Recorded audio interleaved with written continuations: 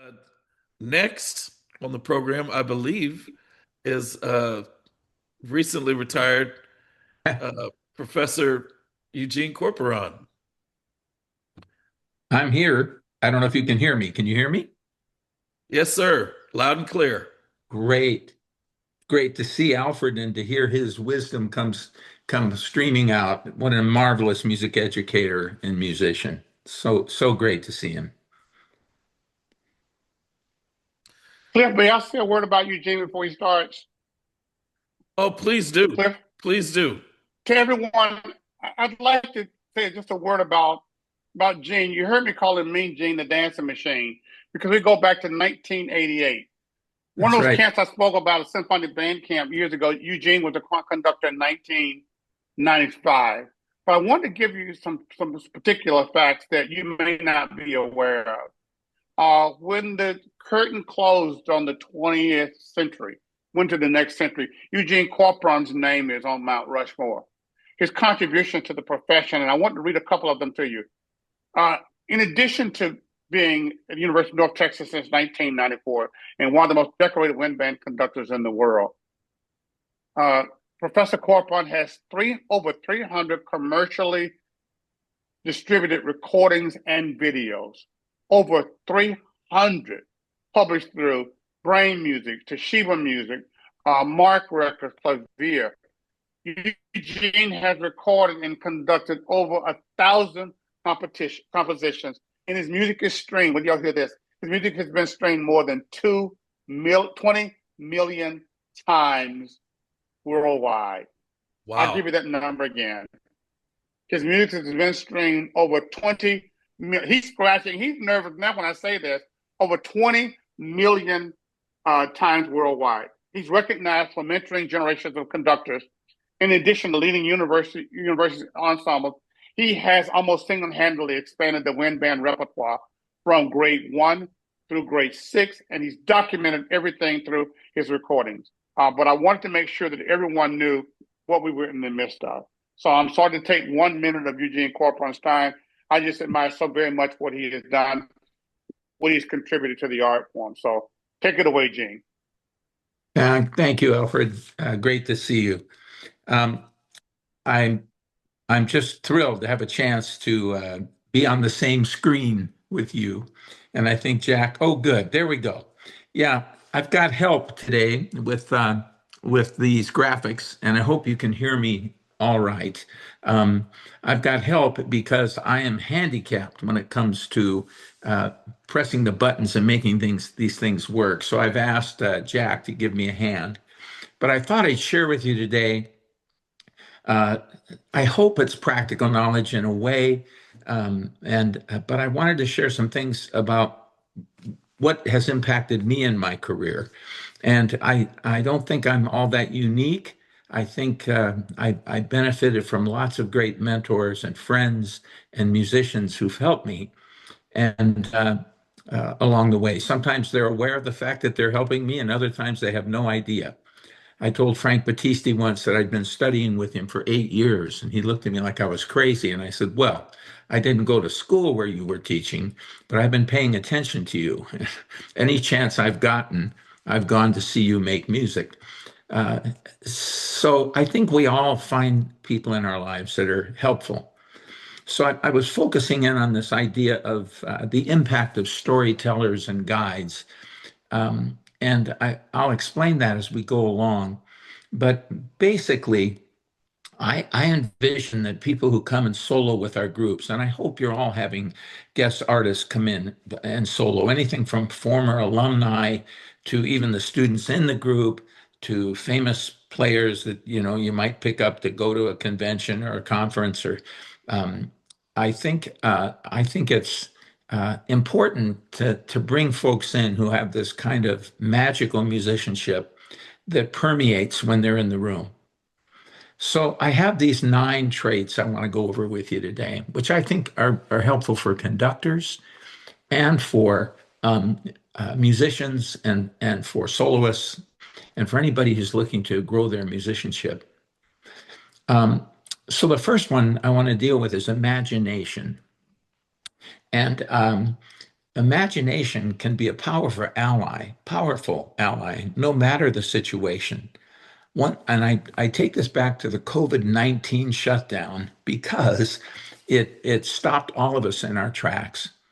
And what it provided for me was the space to evaluate my past choices and revisit personal and professional relationships. During the hiatus, I spent a great deal of time reimagining my convictions while searching for an effective way to motivate myself, as we all did. We were stuck. I was reminded during that time that the choices you make and the experiences you have create the future you live into. In my isolation, I reflected on how truly fortunate I had been to constructively collaborate with a number of inspirational artists. These storytellers and guides not only epitomize, but share a number of essential attributes in common that I really appreciate and value. They reinforce the idea that who we become and the things we accomplish are determined by what we believe. As the pandemic months passed, I contemplated the consequence of 9 qualities that are essential to building a belief system that allows a person to take significant action and make a difference. These are characteristics I admire in others and strive to exemplify in my work and life. They are, in this order, imagination, hope, passion, purpose, determination, compassion, wisdom, collaboration, and legacy. Now, all of those would be something people would be listening for in your music making when you were submitting your tapes to anywhere. And believe me, I have submitted a lot of tapes to a lot of places.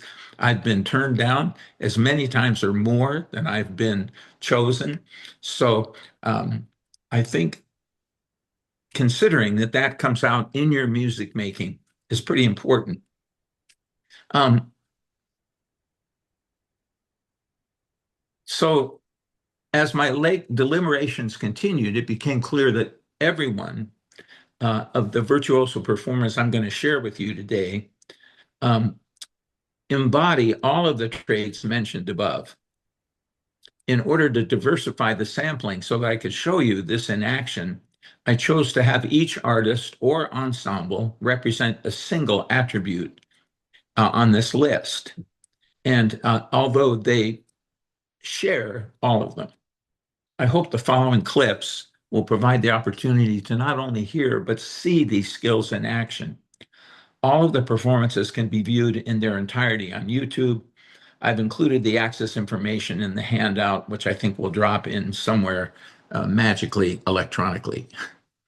So over my 57 years of teaching, partnerships of this sort have always motivated me to work harder and demand more of myself. I always feel inadequate when one of these folks are in the room. I'll never be able to repay these masterful musicians for all they have so unselfishly given. Their personal impact on me, my players, and our audiences has truly been life-changing. One of my goals in life is to live a life worth repeating. It's one way to honor those who have contributed so much to our own story. People like Alfred Watkins, what they've given to us. Interestingly, I found that each of these generous icons had the flexibility to do something they had never done before and demonstrated the ability to make it look and sound easy as they worked things out in real time in the rehearsal. Lorne Michaels, when commenting on his huge success with the television show Saturday Night Live, offers the following. He says, "The trouble with making it look easy is that people begin to think that it's easy. Great musicians make imaginative music at the intersection of craft and creativity." And I think those are the two things people listen for in our work as well. Do we have craft, and are we being creative? In fact, exemplary craft often leads to ingenious creativity. Stephen Sondheim credited his composition teacher at Williams College with helping him to understand the importance of craft. He said, "Robert Barrow changed my life. He made me aware that art is craft, not inspiration." While Sondheim denied the presence of inspiration, there are few who doubt the genius of his incredible imagination. Here are some attributes in this next, that have gone up. This next diagram. Here are these attributes that impact and influence the process of fashioning an imaginative outcome: craft, creativity, integrity, patience, generosity, originality, and flexibility. I think those are things that make up a great teacher as well, and a great ensemble. It's no secret that Brian Bowman established the euphonium dynasty throughout his career, and especially at the University of North Texas. In Brian's word, there is no success without succession. Both he and his successor, David Childs, are absolute masters of their craft. David is remarkable at using his craft to explore his imagination. You can actually see him do it while he's performing. Occasionally, he will stop when he rests and he's in a rest. You'll see him kind of look up and look to the sky sometimes to find his imaginative ideas. This is a little clip of David playing an excerpt from the last movement of the euphonium concerto. Oh, sorry, different excerpt. This is him playing a movement from Strato's concerto, which we played recently. And it's just a little bit of opening here, but I'm going to be showing you some videos so you can kind of see these folks at work. Here's David Childs. I'm going to reshare it with the audio this time. Give me one. There's Jack.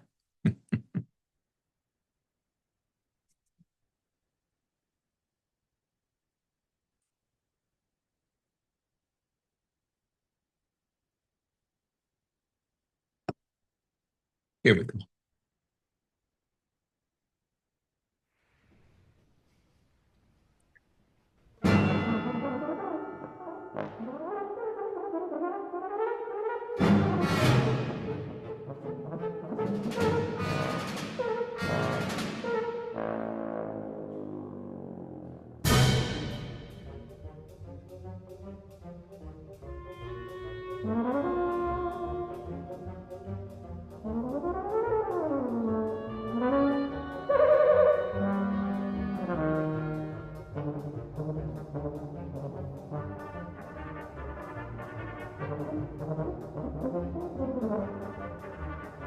Sound is not very good. Maybe if I turn mine off.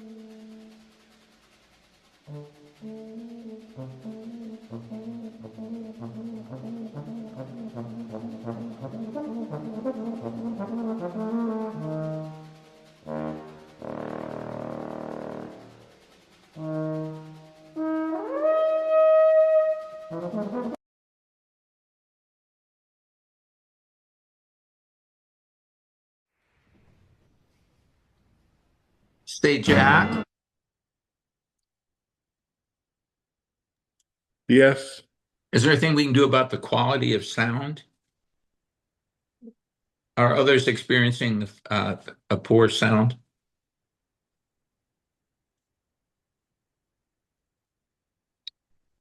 Cliff, Adam, how's your sound?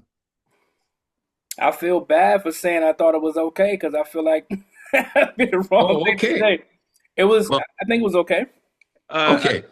I think the sound was good. I mean, the playing was, I think, sort of transcends all of that. Okay. Just wanted to make sure mine's pretty rocky, but as long as it's working for everybody else, good, because we got 8 more. Great. We can go back to the PowerPoint.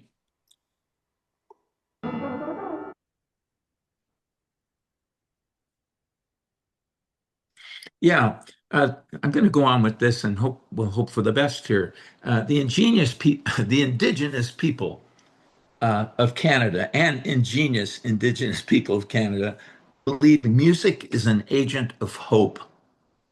I love that. Music is an agent of hope. And I think our world needs that hope right now. I couldn't agree more. Hope inspires action.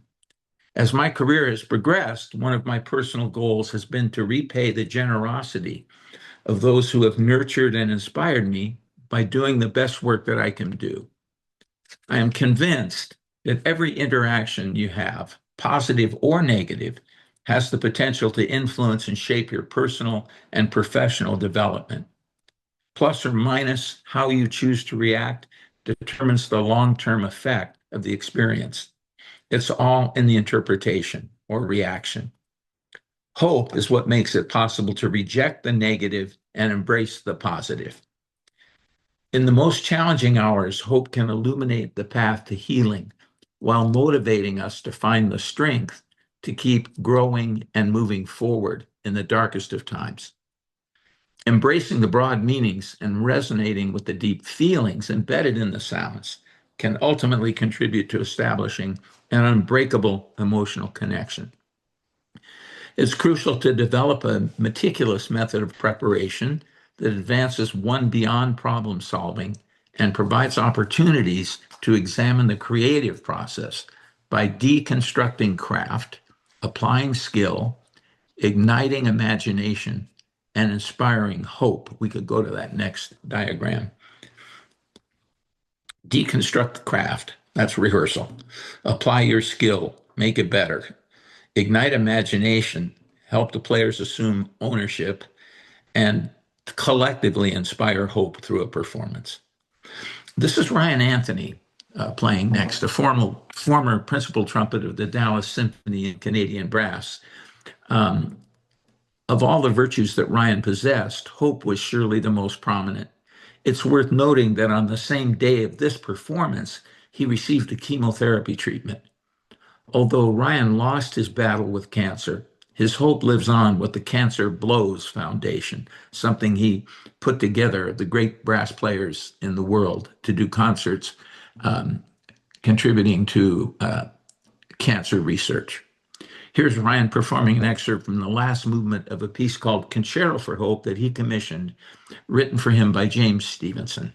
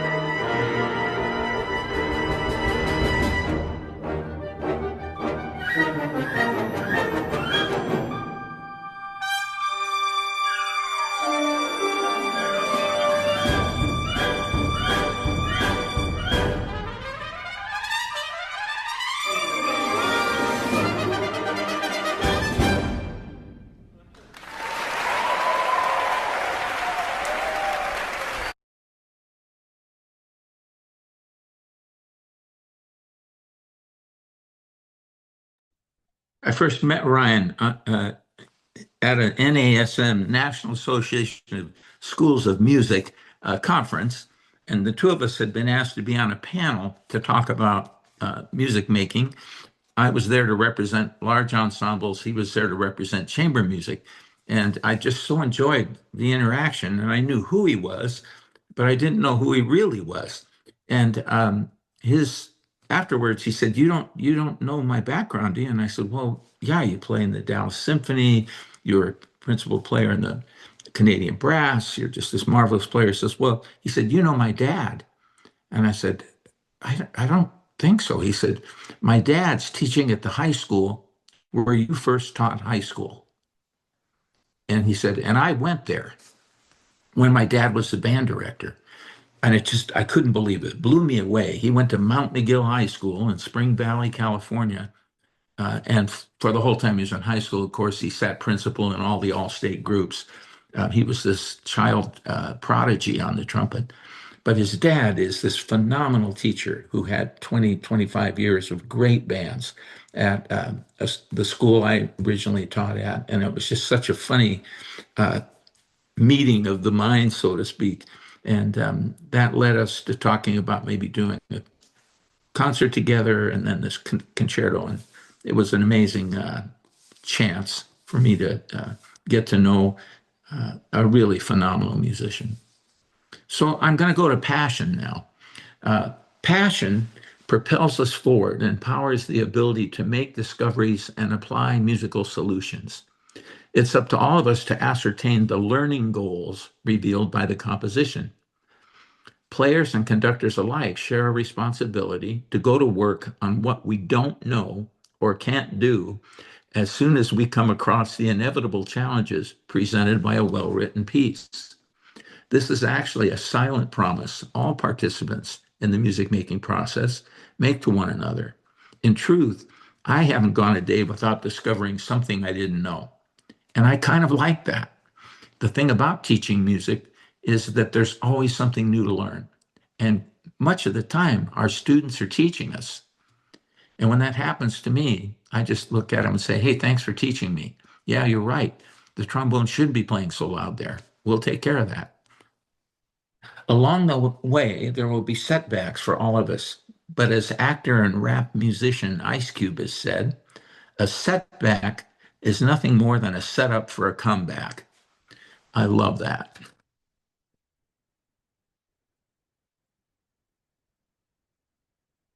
Dreams are the precursors of goals. I believe that in order to realize a dream, we must convert that dream into a goal. So a lot of times we think about, gee, I really dream of having a great E-flat clarinet player. Well, if we don't make that a goal and start teaching an E-flat clarinet player how to be great, it's never going to happen. Persistence keeps us kind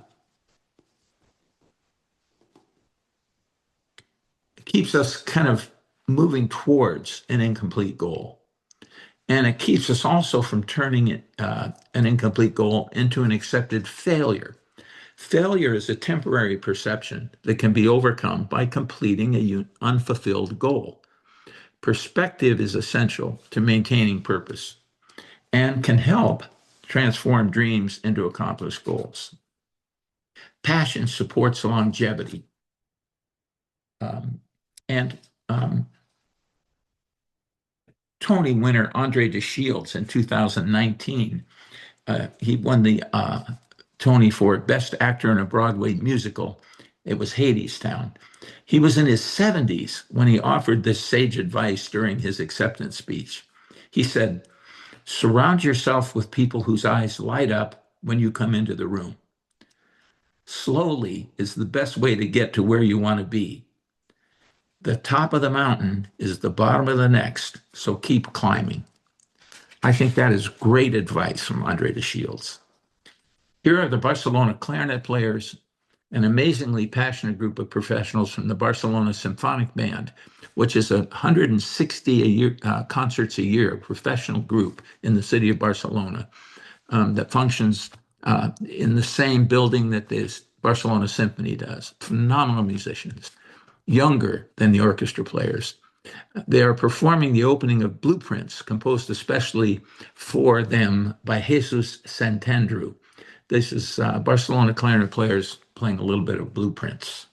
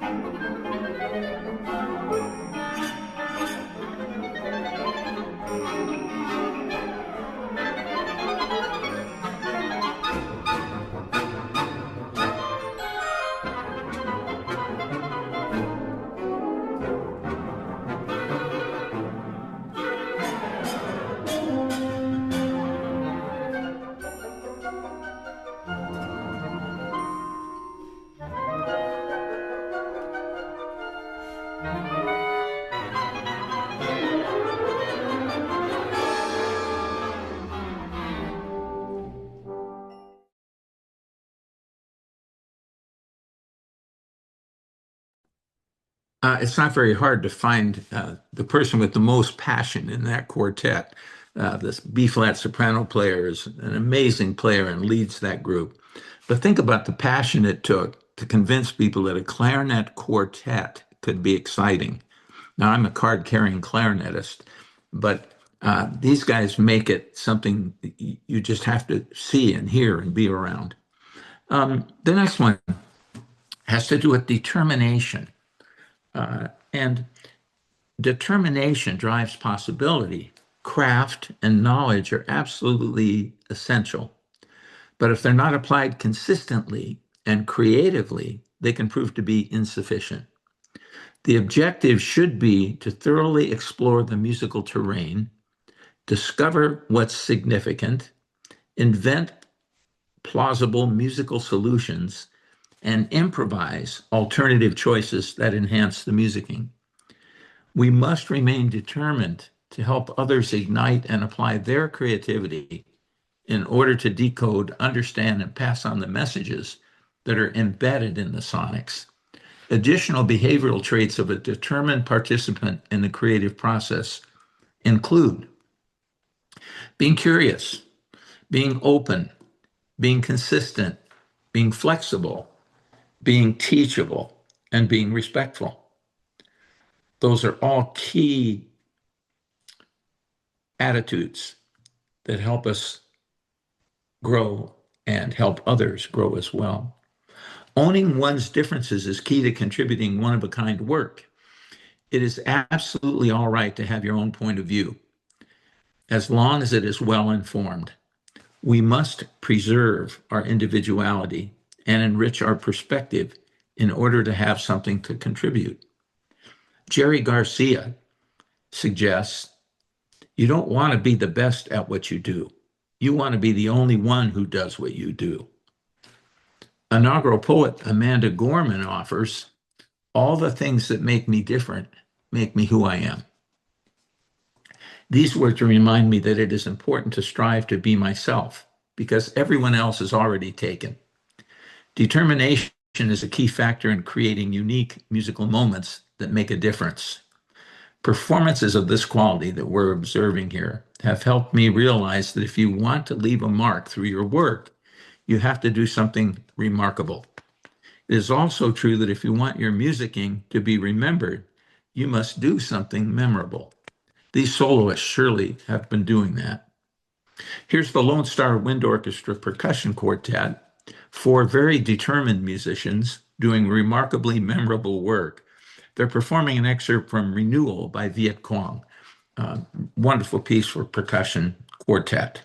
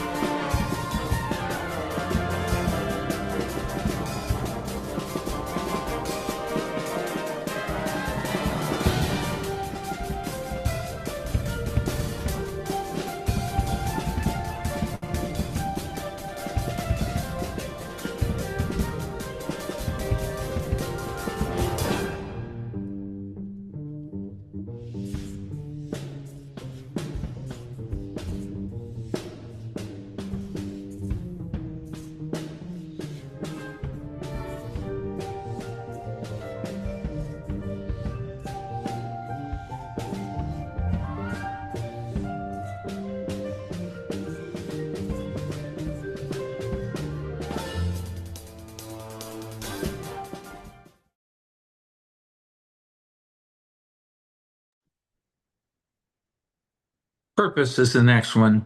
And we're going to watch Kareem Sahid Ayala Pool, the concertmaster of our orchestra at North Texas at the time of this filming, join us in a piece by Mike Doherty called American Gothic, Pitchfork, the last movement. Purpose empowers understanding. To intuit meaning and establish a worthwhile relationship with any work of art and the people who bring it alive, one must become familiar with the motivation and narrative behind the creation. A successful plan that exposes the logic, captures the context, reveals the purpose, should help others to rediscover the who, reimagine what, review where, recapture when, research why, and reveal how. On this concert the concert you just watched, we were also playing Omar Thomas's Come Sunday, and we had a jazz tenor player joining us who had the perfect sound for the opening of that piece. And he played with purpose, and it always reminds me of it. We also did the Viet Cong, but I was thinking about him when I saw him in the video when the camera went by him. I'm forever grateful to composers because they give me a reason to get up in the morning. When I study a score for the first time, I am always overcome by feelings of excitement and a deep respect for their mystical process. People ask me to explain to them about how composers make music, and I can't. To me, it's magic. I don't know how it happens. I mean, I understand the pen and the paper or the computer and the dots, but I don't know where that comes from. These reactions are tempered by, of course, sensations of anxiety, trepidation, and complete inadequacy. The composer hands you a score and you look at it and you go, I don't understand this. How am I going to ever make this work? There's so much to learn before you can function as the composer's advocate and raise your hands to begin to work on a piece with accomplices, your group. Sometimes the amount of knowledge required to proceed seems endlessly overwhelming.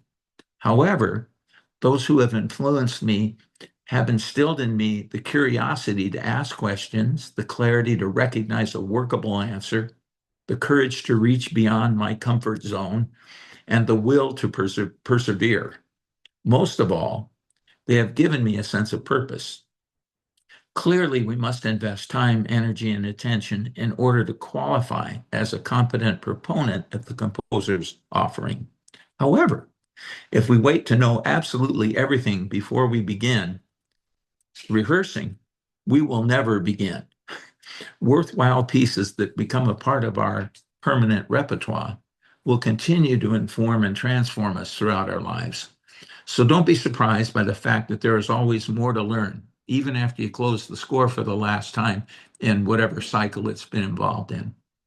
Here is violinist Kareem Sahid Ayala Pool, a North Texas doctoral student who performed with an uncanny sense of purpose, even though he was dealing with a style that was new to him, totally outside of his frame of reference. This is an excerpt from that last movement of American Gothic by Mike Doherty, transcribed by Danny Gallion and Michael, and involves country fiddling.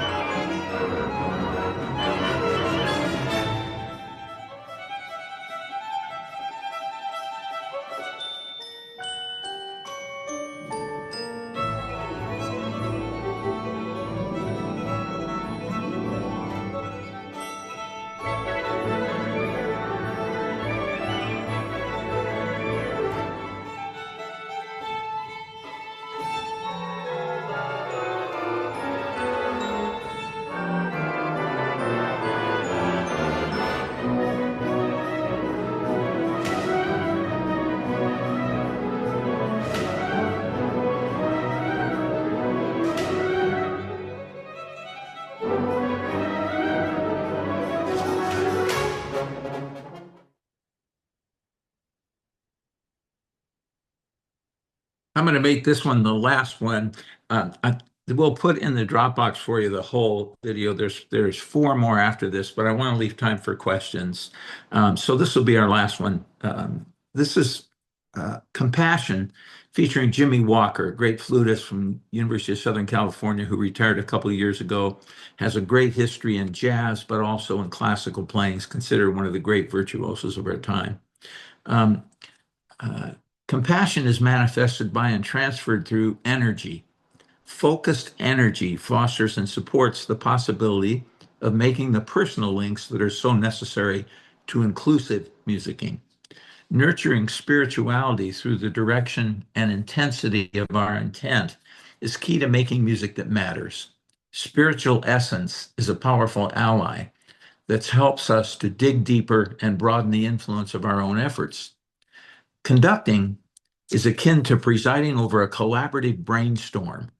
We must remain mindful of the spiritual importance of melding with the invisible cumulative energy that is ever present in the room when great music is being made. So much of what contributes to creative success when rehearsing, performing, or recording may be intangible, but it is always perceivable. One must remain open to the possibilities and live in the question in order to tap into the power of shared knowledge and collective creativity. Embracing the metaphysical informs our insight, which in turn can offer aid in the healing process. Achieving this requires being willing to take risks and do new things. A Barbara Streisand quote comes to mind. She says, if you want something you've never had, you are going to have to do something that you've never done. My dear friend and editor, Canadian conductor and educator Wendy McCallum offers the following thoughts about compassion. She says, music making during the time of COVID has reinforced our understanding of the essential nature of compassion. Compassion takes effort. It develops through experience and is refined through risk. Here's Jimmy Walker, who has never been afraid to take a risk and has always reflected compassion in his work. The emphatic dialogue is from a piece that addresses the tragedy of suicide, The Silver Lining Concerto for Flute by Frank DeKelly. This piece was commissioned by a band conductor whose wife um, uh, committed suicide. She had gone through medical school, had gone through her internship, and was just starting her job and took her own life because of the pressure. And Peter Warshaw, the band director from Texas, has spent the rest of his life helping the medical profession deal with this issue because apparently it's a big one in the medical profession. And he visits doctors' conventions and schools and tries to help people understand about passion and releasing this tension and helping people get through these times that are so devastating. So here's Jimmy.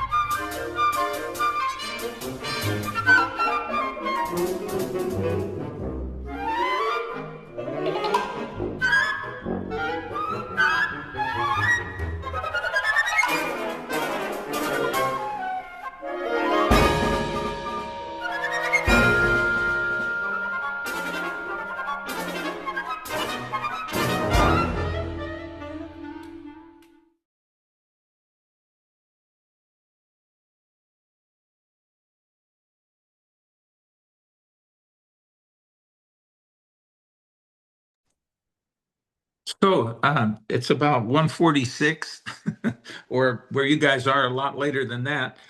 If there's anything uh, that you'd like to ask me about, I'd be happy to answer any questions that might be on your mind.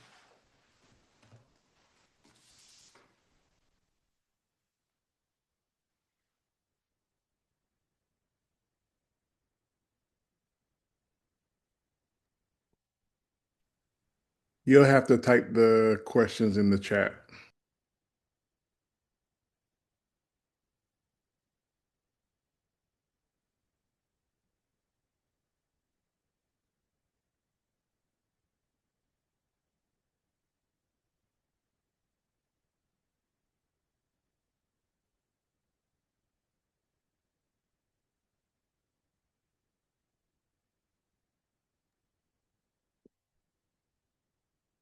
Well, while people are thinking of some questions, I asked one professor, "What are you? Sure. What's next in the retirement life? And are you already missing UNT?" Uh, yes, I'm missing UNT a lot, as you might imagine, but it was time. Um, uh, After 32 years there, it was time to um, move the creative spirit of the ensemble forward with Andrew Traxel, Dr. Andrew Traxel, who's been my associate there for the last several years, who was uh, uh, recently announced as new director of Wind Studies and is a gifted musician. Um, and no, I don't know what the heck I'm going to do with retirement. I just haven't stopped this summer to think about it. I have a big conducting workshop next week in Los Angeles, the Los Angeles International Conductors Institute. And once that's over, I'll probably have to sit down and start planning, taking my own advice, thinking about all these other possibilities. I'm living in California, where we've had a house for the last 6 years. I've only been able to live here about 9 months out of the year over the last 6 years.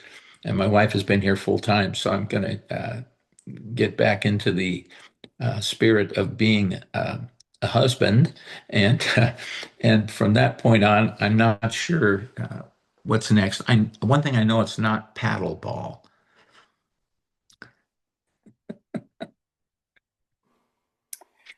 I had a quick question for you.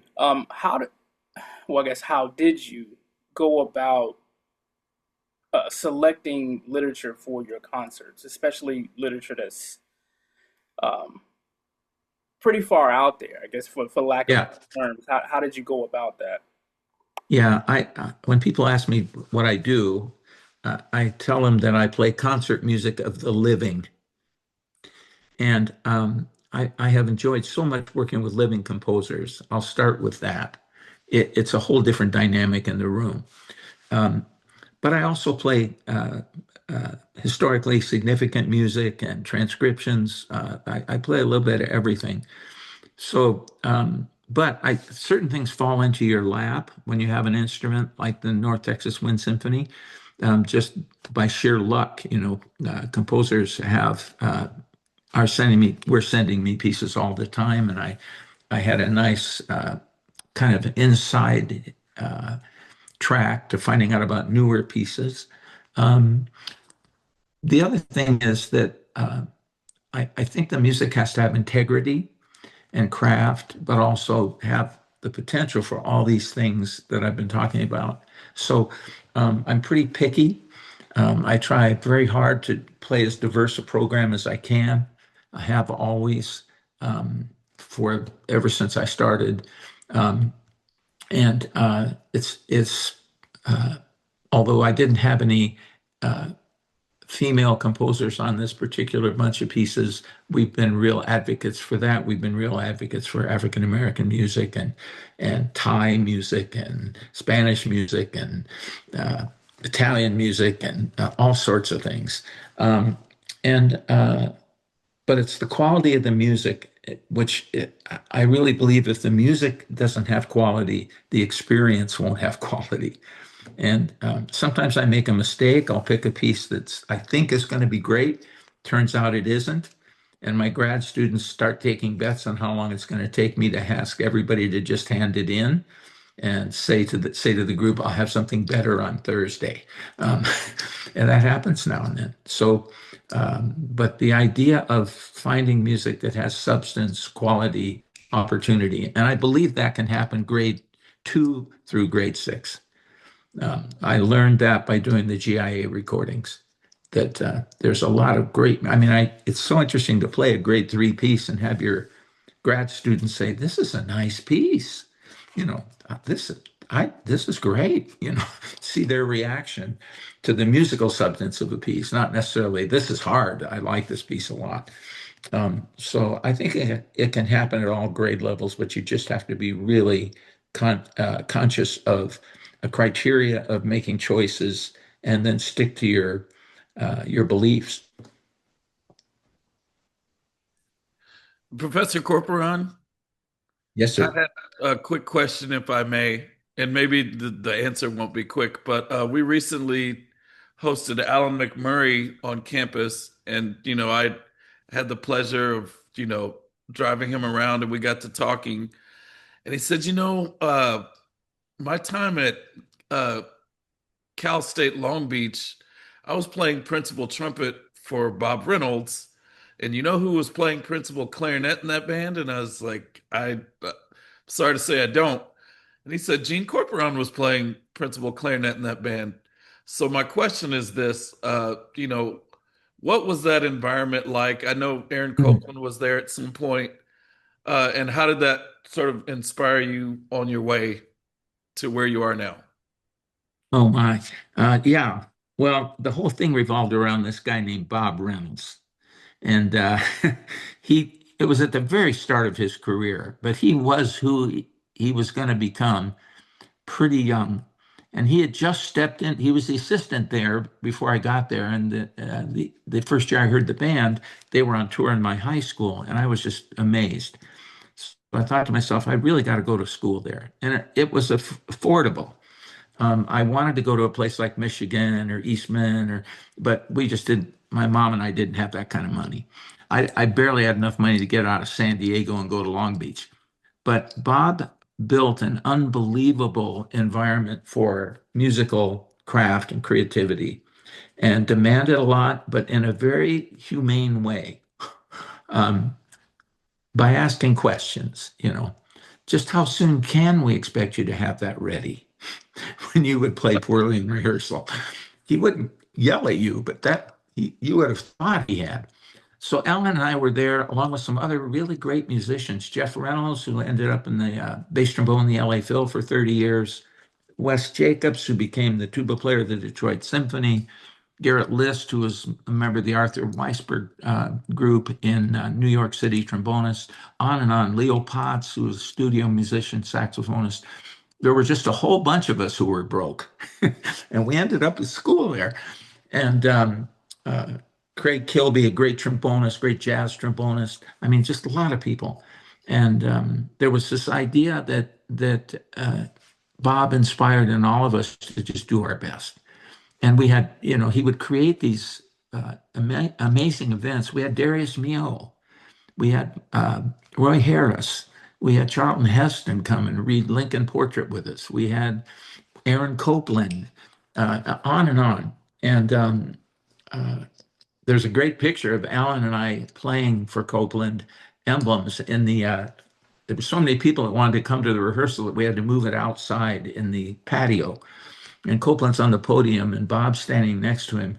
And you can see the back of my head. I think I was playing bass clarinet on that one.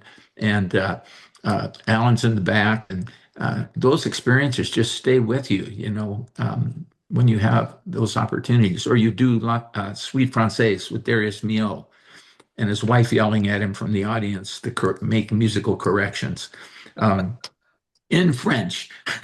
So it was a great environment. Other people in school with us, Steven Spielberg, Karen and Richard Carpenter, Steve Martin. It was just this creative place. And I didn't know Spielberg or Steve Martin very well. He was in some of the opera productions as a village person at the cart in the back of the scene, overacting and getting in trouble for it. But Karen and Richard I knew extremely well, and just it went on and on. Just great musicians and people who set you straight the minute you came through the door as a freshman, and uh, and really helped guide your own career. People wouldn't talk to you if you hadn't practiced 3 hours. You'd want to hang out by the Coke machine, and people wouldn't.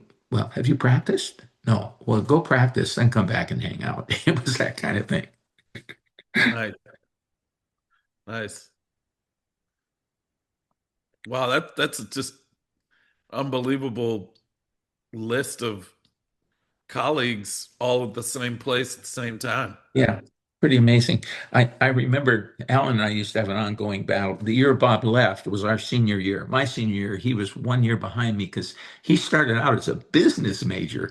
So he was older than me, but he was a year behind in music. Thank God he went into music because he's just such a tremendous asset and icon in our field. But uh, but I used to get mad at him because the trumpet section played too loud and they were covering up the woodwinds. So we would have discussions after rehearsals. And he'd give me a hard time and tell us, well, the clarinets should just practice playing louder, because, and we had a great time giving each other those kinds of inspirational talks.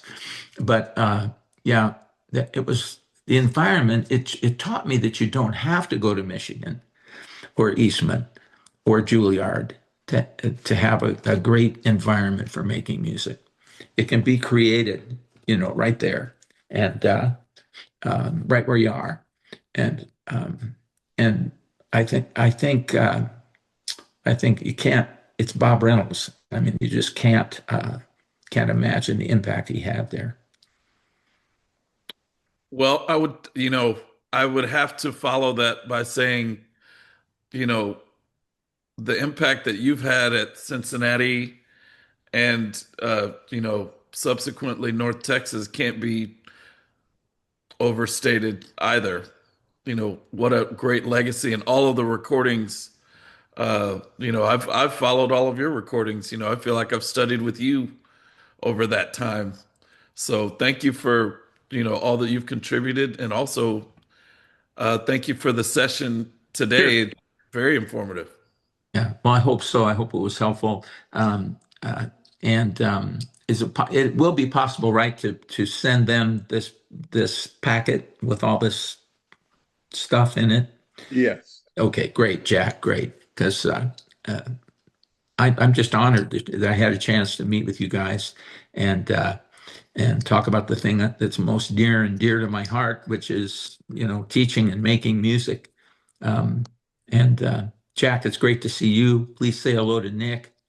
And all the work you're doing is pretty amazing. And Cliff, all the work you guys are doing out there is just fantastic. And I want you to know that I have such respect for your integrity and what you're building. It's just amazing. Thank you, Professor. Yeah, Well, absolutely. Thank you.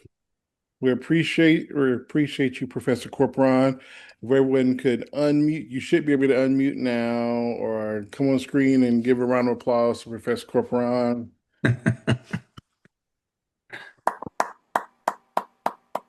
Thanks, everybody. It's a pleasure. It's a pleasure.